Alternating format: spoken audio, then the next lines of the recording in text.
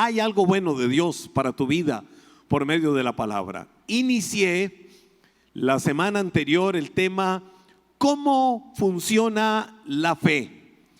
Y el fundamento que puse fue el de Hebreos capítulo 11 verso 1. Sabemos que la versión Reina Valera del 60 dice: es pues la fe la certeza de lo que se espera y la convicción de lo que no se ve. Pero quiero reafirmar la versión de la Reina Valera contemporánea, que me gusta esa traducción que dice: ahora bien, tener fe es estar seguro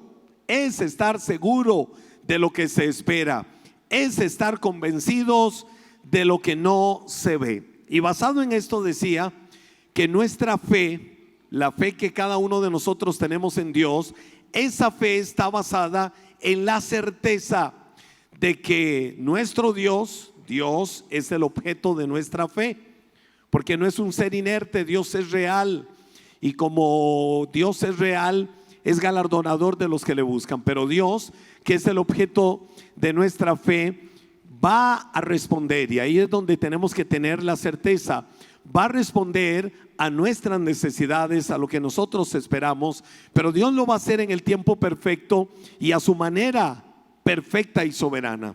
Dios tiene un tiempo, Dios tiene un momento, lo hace a su manera, Dios lo hace a su tiempo. Y sobre esto decía que hay dos aspectos que tenemos que considerar en la fe, dos elementos fundamentales. Uno es, la fe tiene que tener un respaldo intelectual, pero la fe tiene que tener un respaldo de confianza.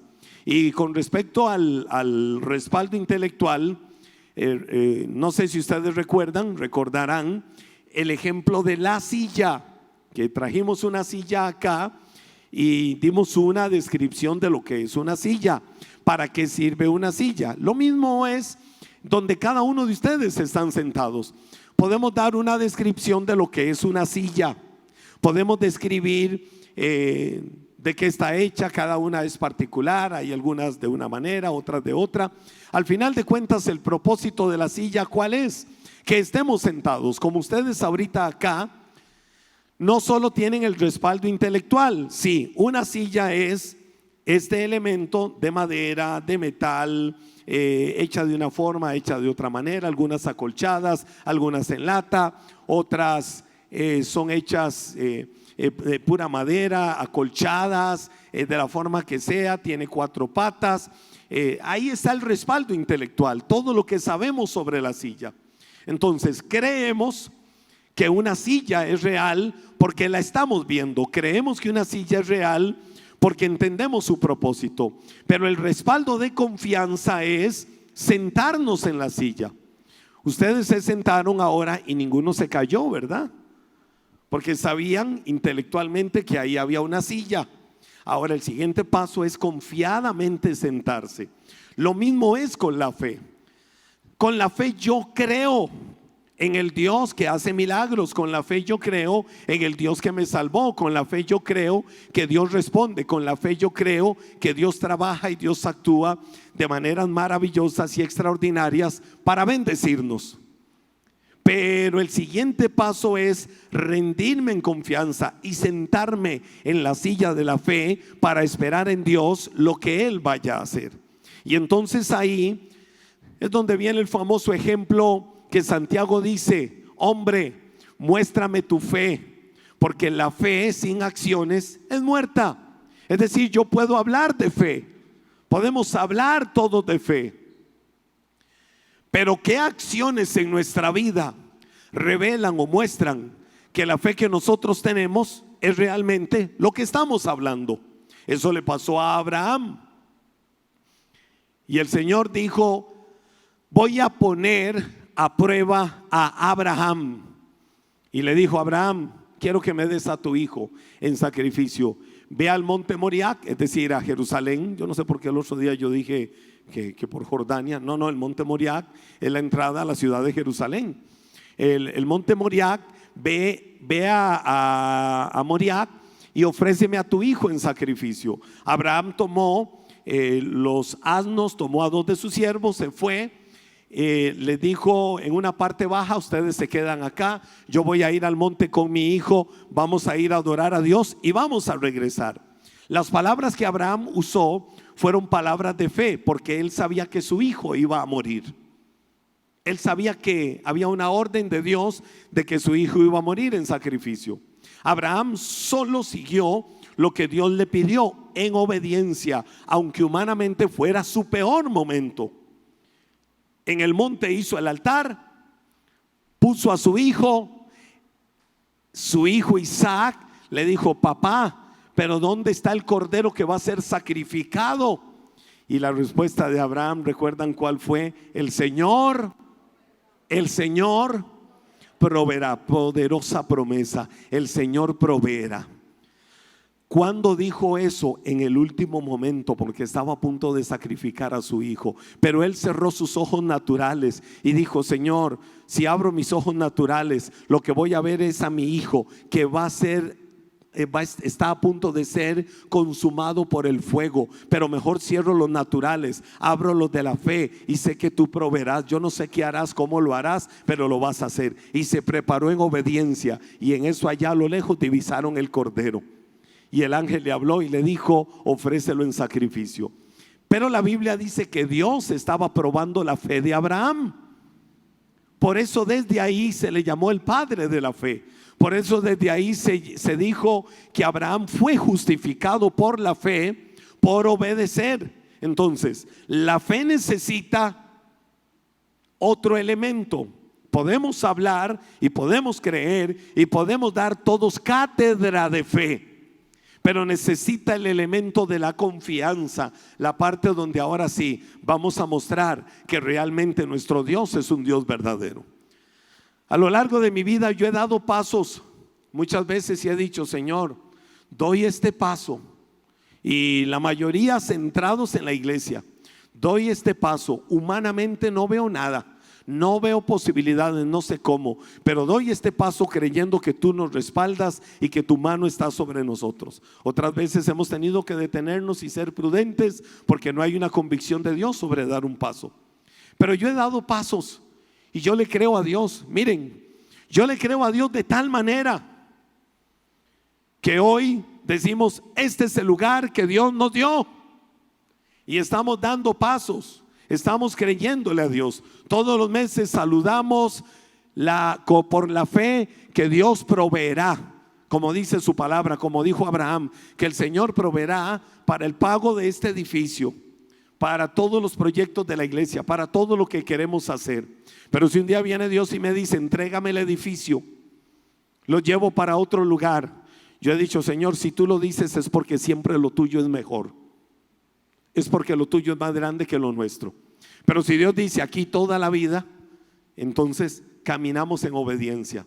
Es decir, nosotros tenemos que ser sensibles, no solo para creer que Él es nuestro Dios de fe, sino para creer que tenemos que reposar totalmente en Él. Quiero hablar de varios aspectos relacionados con la fe, de cómo funciona la fe. Pero hoy quiero hablar solo de un punto, y son los dos elementos con los que trabaja la fe. ¿Cuáles son los dos elementos con los que trabaja la fe? El don, número uno, y luego la actitud. La Biblia nos enseña que es Dios el que da la fe. Es decir, hay una parte divina en la fe, porque es Dios el que viene y da fe. ¿Por qué yo digo que tengo fe? Porque Dios me dio una semilla de fe. Él fue el que me la dio. Esa es la parte divina. La fe viene como un don. La Biblia habla, por ejemplo, de que por gracia somos salvos por medio de la fe. Esto no es de nosotros, sino que es un don de Dios. ¿Qué es un don de Dios? El regalo de la salvación por medio de la fe. Es decir, la salvación viene a nuestras vidas cuando por el don de la fe nuestro corazón tiene la convicción de que Cristo es el Señor y es el Salvador. Entonces, esa es la parte divina. Pero viene la otra parte, que es la actitud. Y la actitud me corresponde a mí. La actitud, como lo que decía ahora de la silla, la actitud para dar pasos, para creer en lo que Dios puede hacer, para creer en lo que Dios puede trabajar. Entonces, La fe tiene el elemento divino y tiene el elemento humano. El elemento divino es lo que Dios hace. El elemento humano es lo que yo hago. Rendirme y confiar plenamente en que Dios actúa, en que Dios trabaja. Por eso es importante que nosotros debamos cada día de nutrir la fe. Es importante que cada día tengas que nutrir tu fe para mantenerla fuerte, porque la fe es como un músculo. Usted ha visto cuando alguien va a un gimnasio, y entonces está haciendo ejercicio y tal vez fue la primera vez al gimnasio, y entonces ya le dicen que levante ahí unas mancuernas y agarra las mancuernas y las levanta y tiene un espejo al frente y aquí está. ¡Wow! Y que levante unas pesas, tal vez no pesan nada, pero donde la levanta siente como que es Silvestre Stallone en sus mejores tiempos, ahí levantando las pesas. Y sale del gimnasio y ya no sale como entró, caminando así. No, ahora sale así. Y entonces encuentra a alguien en la calle y le saludan: ¿cómo estás? ¿Cómo te va? Qué gusto poder verte. ¿Usted ha visto cómo es alguna gente en eso? O vienen y se topan a alguien y le saludan: ¿cómo estás? Hola, ¿qué tal? ¿Cómo estás? Qué gusto poder saludarte. Porque está nutriendo sus músculos y siente, y esa es la idea. Y los espejos de los gimnasios ayudan mucho para eso. Algo especial tienen los espejos de los gimnasios. Ayudan mucho para esas cosas. Y entonces la persona dice: wow, estoy cambiando físicamente. Hay algo diferente, y es verdad, porque con el proceso, con la disciplina, pues sus músculos que quizás estaban atrofiados, como en cualquier deporte. No hago deporte y empiezo y me va a doler, porque los músculos están atrofiados, pero sigo y persevero y avanzo y se van aceitando. Es decir, ya los músculos se van lubricando más, ya los músculos ya no van a ir doliendo tanto, porque la constancia es la que hace que se vean los resultados. La fe actúa así. La fe debe de ser nutrida por cada uno de nosotros, porque la fe es como un músculo. Y si queremos que la fe esté fuerte, si queremos que el músculo de la fe se fortalezca, se robustezca, siga creciendo, tenemos que ejercitarlo. Tenemos que ejercitarlo y fortalecerlo. Solo así va a crecer. Y conforme va creciendo, entonces vamos a ver los resultados. Si el músculo de la fe en tu vida está inactivo, ¿qué le va a pasar? Se debilita, se atrofia. Entonces fácilmente vas a perder batallas. Fácilmente vas a estar derrotado, derrotada. Fácilmente el enemigo te va a ganar batallas. Fácilmente vas a tener justificaciones para muchas cosas, porque tu músculo de la fe está debilitado. Entonces debemos de fortalecerlo. Para esto, el primer paso que nosotros tenemos que entender es el día que vinimos a Cristo. ¿Por qué nosotros vinimos a Cristo?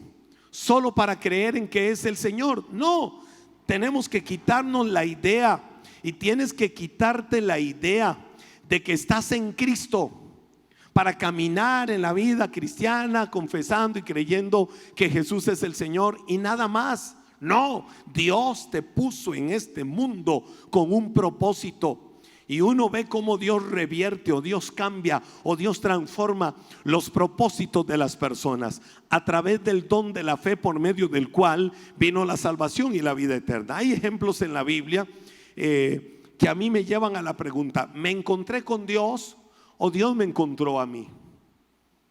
¿Qué será lo que sucedió? Cada uno tenemos una historia de vida. Un día naciste de nuevo, ¿verdad que sí? Recibiste a Cristo como Señor y Salvador. ¿Recuerda alguno el día que recibió a Cristo como Señor y Salvador?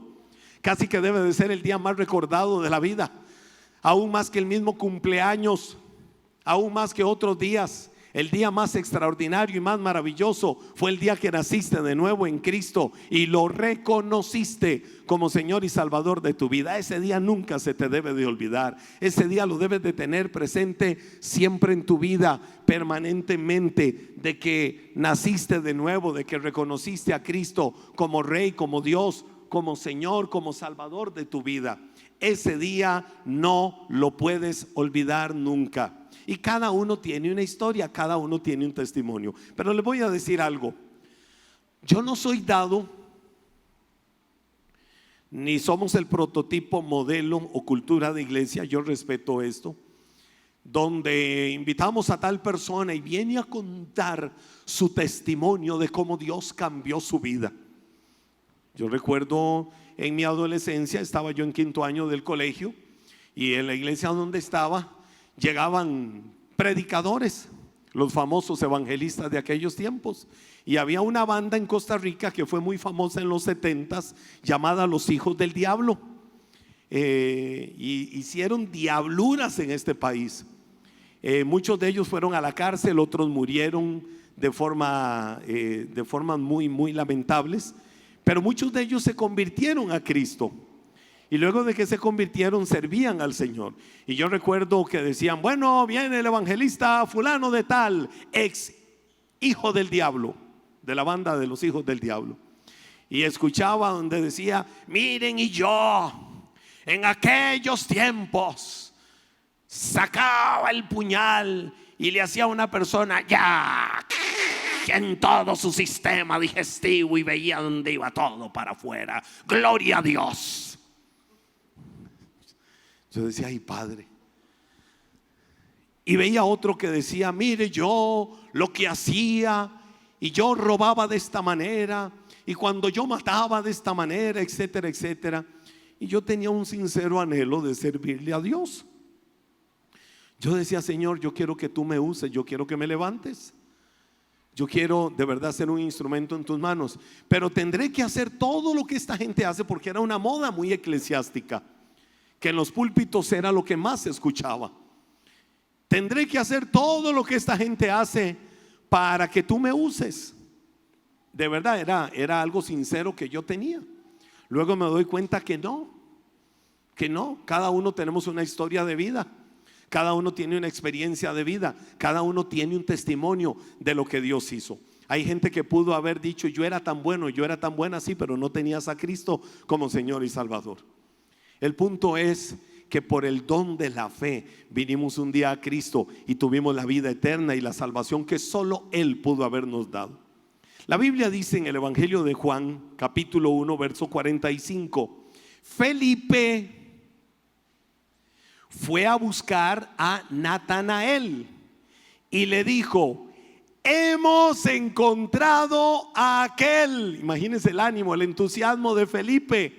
Natanael, Natanael, Natanael. ¿Qué pasó, Felipe? Hemos encontrado a aquel de quien Moisés y los profetas escribieron. Se llama Jesús, el hijo de José de Nazaret. ¿Te acordás? Aquel carpintero famoso que hace unos trabajos hermosísimos. El hijo de él es de quien habló Moisés, de quien hablaron los profetas. El hijo de él es el Mesías. Lo hemos encontrado.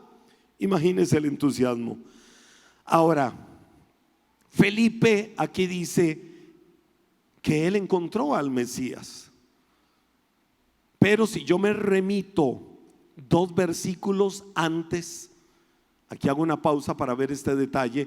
2 versículos antes, Juan capítulo 1, verso 43 dice: al día siguiente Jesús decidió ir a Galilea. Esto sucedió antes de lo que Felipe dijo. Encontró a Felipe y le dijo: ven, sígueme. Wow, antes de que Felipe testificara: lo hemos encontrado, Jesús dijo: vi a Felipe, encontré a Felipe y le dije: ven y sígueme. Ahora, ¿cuál es el punto que quiero destacar de esto? Las dos cosas son verdad.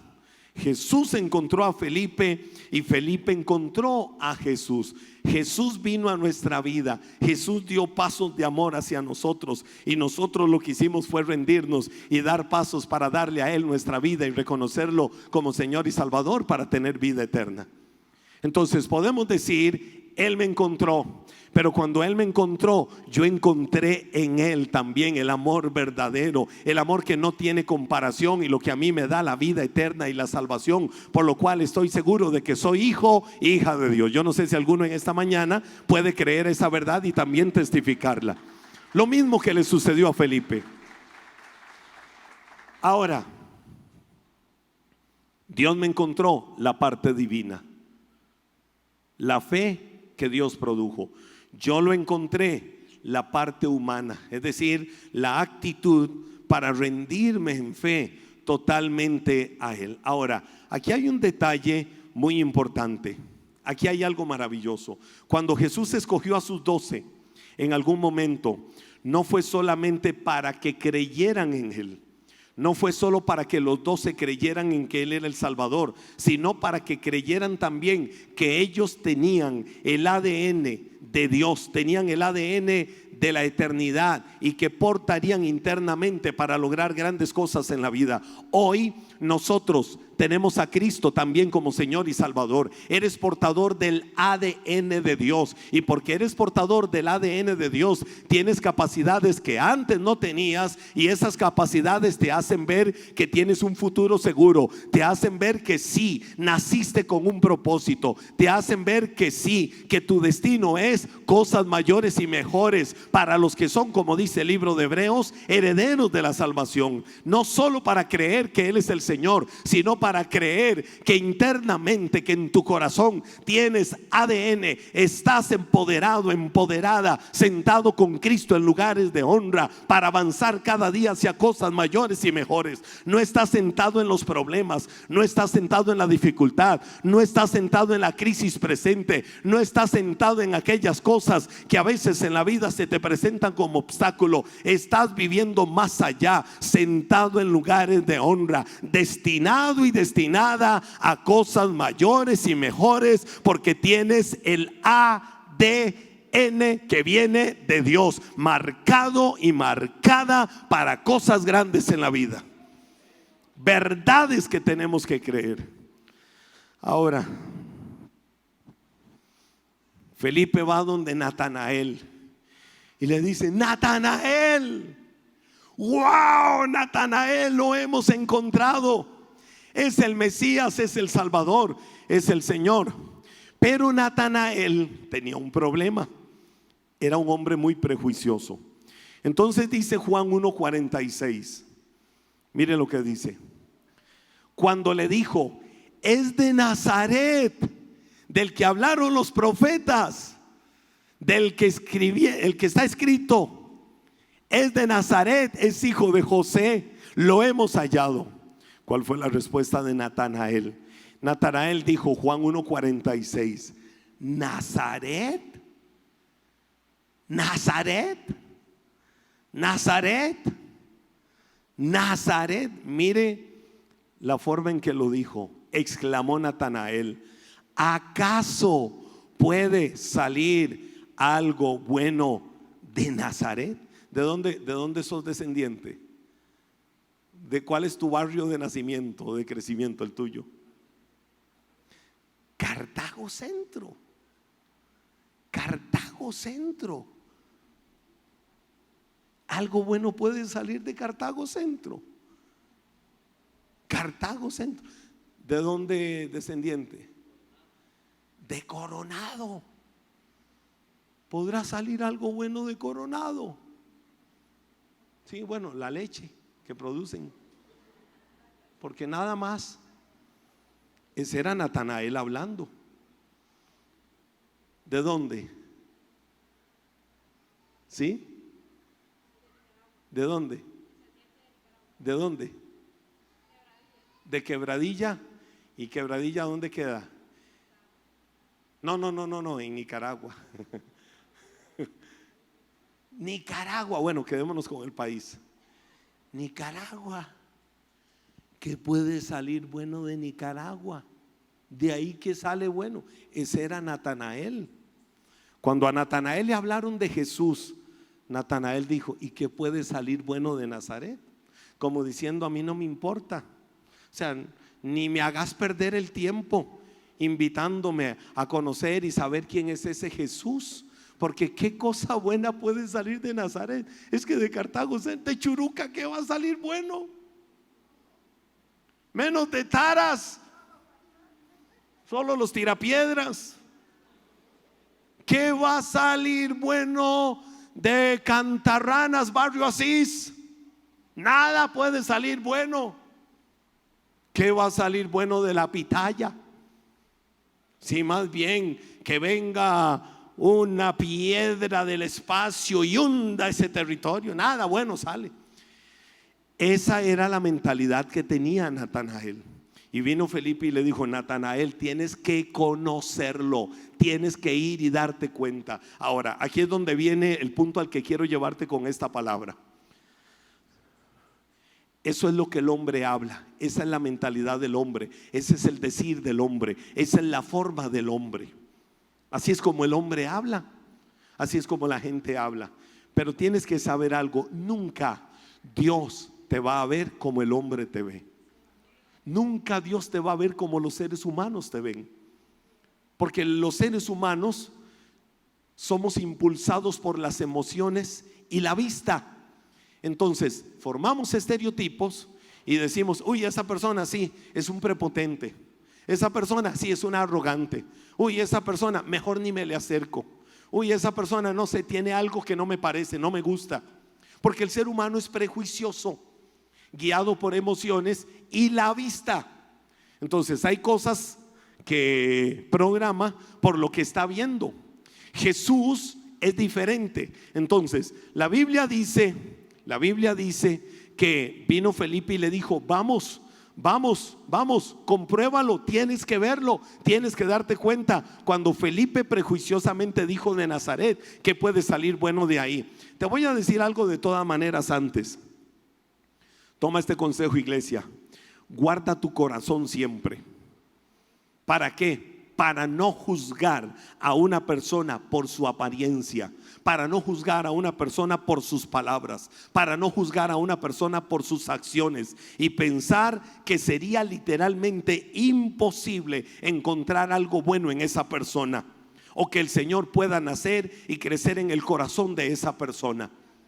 Con razón Pablo dijo a los de Corinto: de ahora en adelante ya no veo a nadie según la carne, sino según Cristo. Deja de ver a ese esposo no convertido, deja de ver a ese hijo no convertido, deja de ver a esa persona como lo que los ojos naturales dicen que es: un ladrón, un despilfarrador, una vieja chismosa, etcétera, etcétera. Deja de verlo así y empieza a verlo según Cristo. Dice la Biblia, Juan 1:47, mientras ellos se acercaban, porque Natanael al final accedió a lo que Felipe le dijo, Jesús dijo, oiga, apenas Jesús vio a Natanael: aquí viene un verdadero hijo de Israel, un hombre totalmente íntegro. ¿Qué fue lo que Jesús dijo? Jesús no vio a Natanael viniendo y dijo: ay, ahí viene ese hijo del diablo, ahora sí que me diga en la cara lo que estaba hablando de nosotros los de Nazaret, que se atreva a venir a decírmelo aquí frente a mí, que tenga hombría, que tenga pantaloncitos para venir y decirme en la cara: ahora sí, aquí estoy. Que era lo que estabas hablando de nosotros los de Nazaret. No, ¿saben qué hizo Jesús? Lo vio y le dijo: Natanael, wow, un hombre de corazón íntegro, Natanael, un verdadero hijo de Israel. ¿Sabe qué provocó eso? Que Natanael quedara petrificado delante de Jesús y dijera: ¿y cómo sabes lo que hay en mi corazón? ¿Y cómo sabes lo que hay en mí? Ahora, ¿de dónde vino esto? De que Jesús se enfocó viendo lo bueno que había en Natanael. Jesús se enfocó en un detalle. Quizás entre el orgullo, entre los prejuicios y entre todo lo malo de Natanael, Jesús vio algo bueno. ¿Sabe qué sucedió? Que por la respuesta que Jesús le dio, Natanael se rindió a él. Su vida literalmente cambió y se convirtió en uno de los discípulos del Señor. ¿Por qué se convirtió en discípulo? Porque Jesús no lo rechazó. ¿Por qué se convirtió en discípulo? Porque Jesús no lo marcó. ¿Por qué se convirtió en discípulo? Porque Jesús no entró en debates religiosos con él. Jesús lo aceptó. Jesús le abrió el corazón y Natanael se sintió aceptado. Natanael vio que era algo diferente lo que había en Jesús. Si nosotros somos los ojos de Dios aquí en la tierra, si nosotros somos el corazón de Dios acá en la tierra, ¿qué es lo que la gente tiene que ver en tu vida como creyente? La gente tiene que ver a Cristo. ¿Por qué Pablo dijo con autoridad: imítenme a mí? Porque Pablo dijo: porque yo imito a Cristo.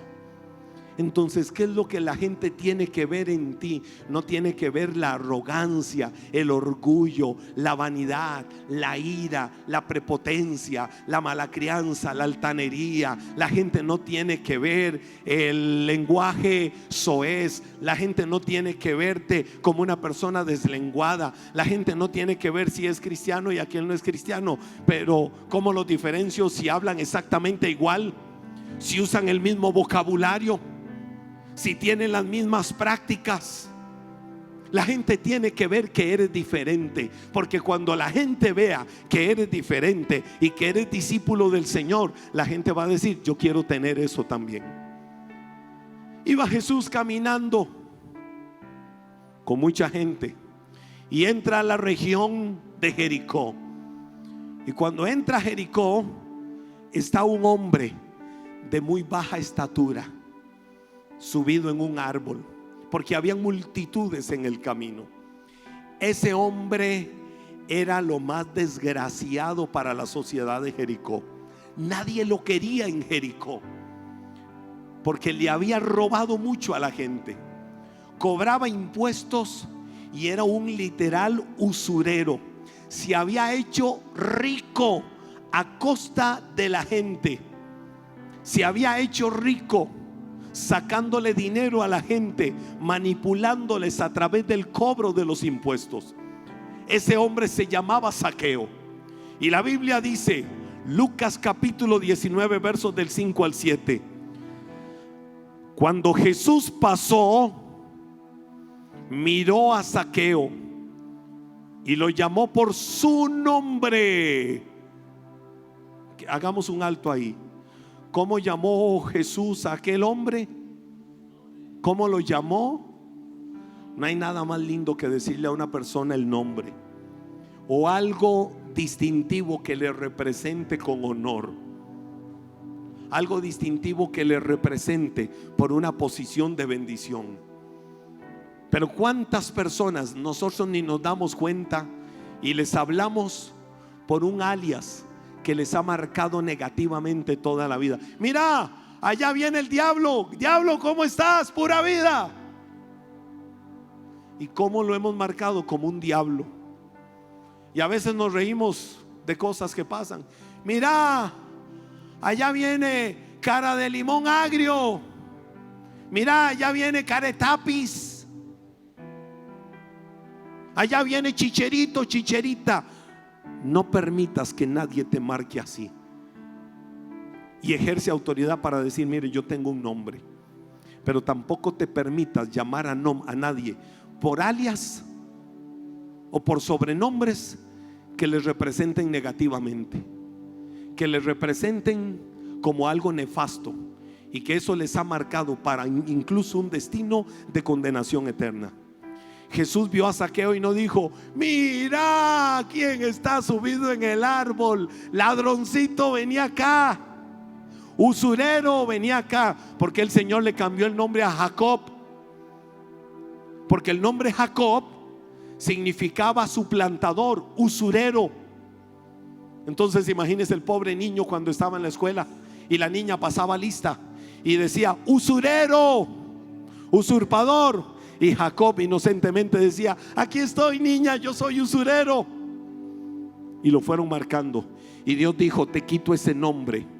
Y ya tu nombre no será más usurero, tu nombre no será usurpador, tu nombre será Israel. Y a Jacob le puso Israel, cuyo nombre después heredó la nación. Y por eso la nación se llama Israel, por Jacob. Israel significa quien pelea con Dios, en el sentido de guerra espiritual, de oración, de ganar batallas. Por eso le cambió el nombre. Tengamos cuidado con eso. La Biblia dice que cuando el Señor lo vio, no pensó en todo lo malo que la sociedad hablaba de Jacob, sino que lo llamó por su nombre. Y la connotación del nombre Zaqueo es hermosa, pero no lo voy a ver ahorita. Dice la Biblia: lo llamó por su nombre y le dijo: baja enseguida, debo hospedarme hoy en tu casa. Oiga, que Jesús le dijera: debo hospedarme hoy en tu casa, era algo no creíble a una mente incrédula. Zaqueo bajó rápidamente y, lleno de entusiasmo y alegría, llevó a Jesús a su casa. Oiga, un hombre despreciado por la sociedad, un hombre odiado por la sociedad, y que el mismo Mesías, el mismo Jesús le dijera: quiero ir a visitarte a tu casa. Dice la Biblia que ese hombre se bajó lleno de alegría. Ese hombre se bajó con un entusiasmo. Imagínese la felicidad, imagínese lo aceptado, imagínese lo amado que ese hombre se pudo haber sentido, porque Jesús le dijo: voy a visitarte, voy a ir a tu casa. Zaqueo se dio cuenta que por lo menos para alguien él era importante, que por lo menos para alguien él valía. Con esa frase, literalmente, Zaqueo se sintió aceptado, se sintió amado. Jesús le dio una palabra positiva, Jesús lo impregnó de fe, pero fe también en sí mismo, por solo decirle: yo voy a ir a tu casa. Es decir, no lo despreció. ¿Sabe qué fue lo que sucedió? Eso impactó tanto la vida de Zaqueo, impresionó tanto a Zaqueo, que Zaqueo le dijo: Señor, ¿sabes qué? Si tengo que deshacerme de la mitad de mi riqueza y entregarla, lo voy a hacer. Así le dijo. ¿Qué provocó esa actitud de un hombre avaro, de un hombre lleno de codicia? ¿Qué provocó esa actitud en un hombre que buscaba cómo sacarle el dinero hasta más no poder a quien él pudiera hacerlo?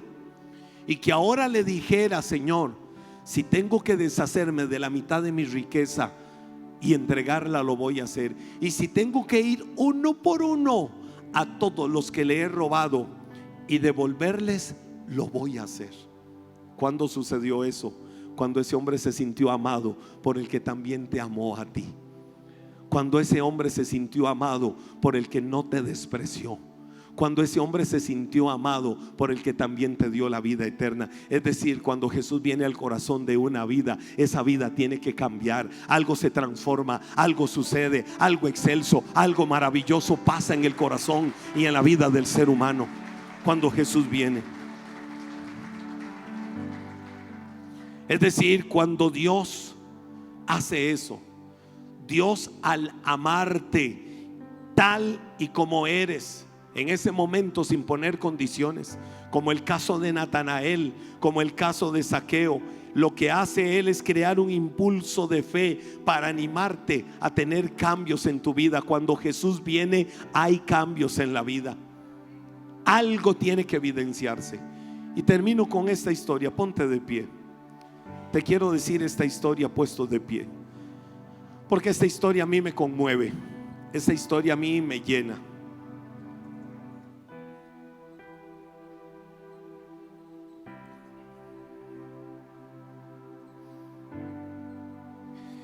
Es la historia de Pablo y Onésimo. La historia de Pablo y Onésimo a mí me mueve el corazón. Pablo, escritor de gran cantidad de epístolas o de cartas en el Nuevo Testamento, le escribe una carta a Filemón. ¿Han leído ustedes la carta a Filemón? ¿Han leído ustedes la carta a Filemón?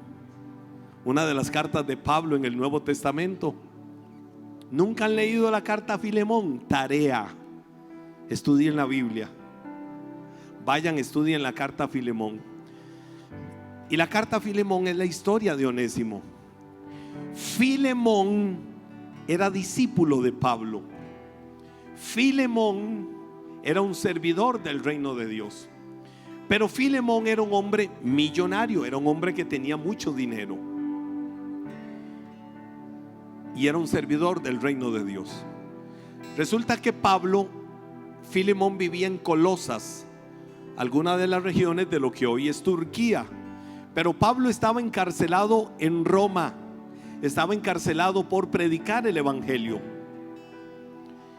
Y Pablo le escribe desde Roma a Colosas, hoy una de las regiones de Turquía, esa carta a Filemón. ¿Qué es lo que Pablo le dice? Escuche esto. Filemón capítulo 1 versos del 8 al 12. Pablo le dice: por esta razón me atrevo a pedirte un favor. Podría exigírtelo, Filemón, en el nombre de Cristo, porque es correcto que lo hagas, pero por amor prefiero simplemente pedirte el favor. Toma esto como una petición mía, de Pablo, un hombre viejo y ahora también preso por la causa de Cristo Jesús.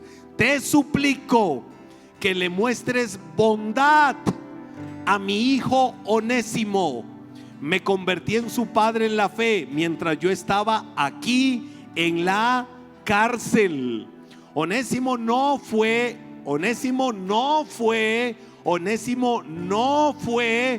de mucha ayuda para ti. ¿Cuándo? En el pasado, pero ahora nos es muy útil a los dos. Es decir, antes no servía, pero ahora sí sirve. ¿Qué hizo la diferencia? Ya te lo digo. Te lo envío de vuelta y con él va mi propio corazón. Escucha esto. Pablo está en la cárcel por cosas de la vida que ahorita no podemos explicar. Se encontró que en la cárcel estaba también Onésimo. Onésimo fue un sirviente, un esclavo de Filemón. Pero Onésimo se había escapado. Probablemente le había robado dinero a su amo Filemón y huyó. Estaba en una cárcel en Roma. Y cuando Pablo vio a Onésimo el ladrón, a Onésimo el que le había robado a su discípulo Filemón allá en Colosas, Onésimo el que se había comportado de la peor forma, cuando lo vio en la cárcel, ¿sabe qué hizo Pablo? Pablo en la cárcel, preso por el evangelio, lo amó. Pablo lo discipuló.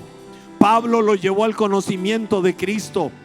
Pablo le mostró cómo trabaja el verdadero amor de Dios en la vida de una persona. Y Onésimo, literalmente su vida cambió. Probablemente Onésimo estaba ya por salir de la cárcel y según la ley tenía que devolverse a su tierra, donde él vivía, donde su amo. Por eso Pablo le escribe a Filemón y le dice: no lo recibas como un esclavo, recíbelo como mi amado hijo. Recíbelo como alguien especial. Recíbelo como si estuvieras recibiendo mi propio corazón. Es decir, hónralo, dale una posición de honor. ¿A quién? Al que le había robado.